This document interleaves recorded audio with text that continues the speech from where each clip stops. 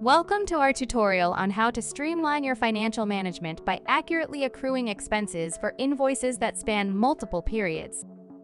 Log into your Docyt account to get started. To access your invoices in Docyt's Expense Management, click on Expense Management, and from the drop-down menu, choose Accounts Payable and select Invoice Queue.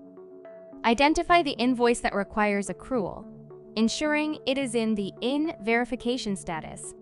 Select the invoice by clicking on it.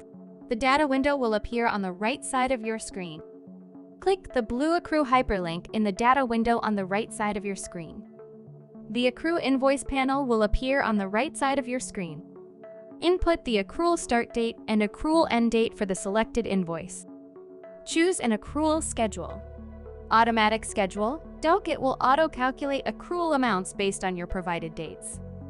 Custom schedule. Manually define the amounts for each accrual period. Click on Custom Schedule. Set specific dates and amounts for each period. Click Save to finalize the accrual settings. Save your changes by clicking the Save button when you have finished. Thanks for watching this video.